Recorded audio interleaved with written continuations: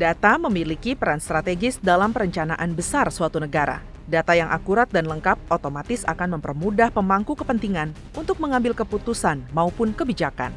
Sebaliknya, data yang carut-marut justru dapat membuat sebuah kebijakan menjadi tidak tepat sasaran. Contoh gampangnya, hingga kini masih ada saja ditemukan bantuan sosial, bantuan pupuk, atau subsidi yang tidak tepat sasaran. Bahkan, tak jarang ditemukan data berbeda antara kementerian dengan Badan Pusat Statistik atau BPS.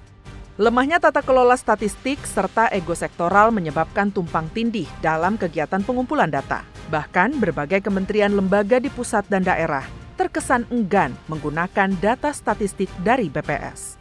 Kompleksnya permasalahan statistik inilah yang mendorong DPR untuk merevisi Undang-Undang Statistik Nomor 16 Tahun 1997. Revisi undang-undang ini bahkan terdaftar dalam Program Legislasi Nasional Prioritas tahun 2025. Revisi ini bertujuan untuk membangun pangkalan data nasional yang komprehensif dengan melibatkan pemerintah desa dan perangkatnya. Upaya desentralisasi ini menempatkan perangkat desa sebagai pengepul data.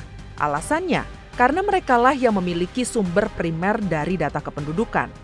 Semua masalah yang timbul saat ini ya di negara kita ini satu sisi bisa kita ambil simpulan, memang problemnya yang sangat mendasar adalah kita belum punya database kependudukan yang terintegrasi dan sistematis gitu loh.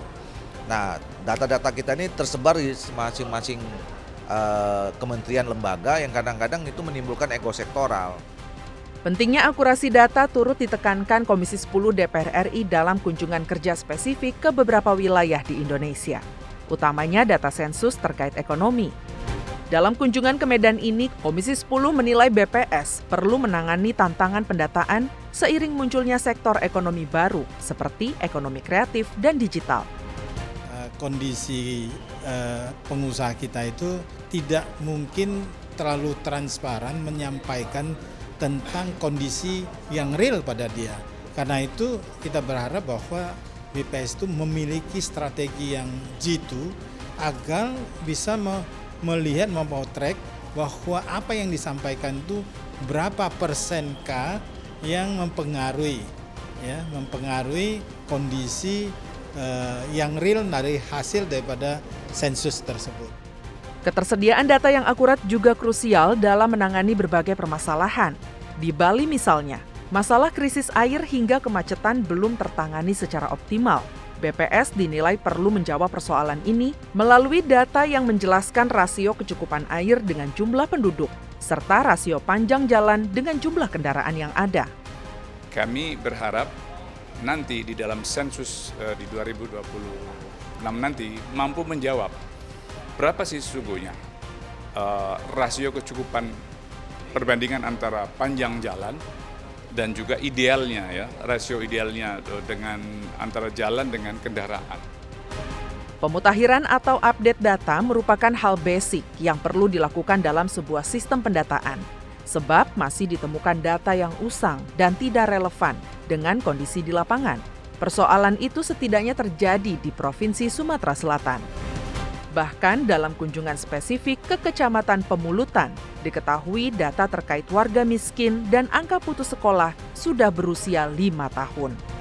Karena itu BPS ya kita himbau agar betul-betul lebih meningkatkan akurasi datanya dan merekrut nanti para pihak yang terkait itu agar data yang disajikan betul-betul berbasiskan kondisi real dari lapangan. Perlu ada kolaborasi antara masyarakat desa dan institusi negara dalam pengumpulan data statistik. Sebab pengumpulan data orang miskin tak mungkin dilakukan secara akurat tanpa adanya akses data perbankan milik warga. Pemerintah perlu membekali perangkat desa dengan pelatihan-pelatihan terkait pengelolaan data dan statistik. Sehingga pangkalan data nasional yang didambakan dapat betul-betul terwujud sesuai harapan.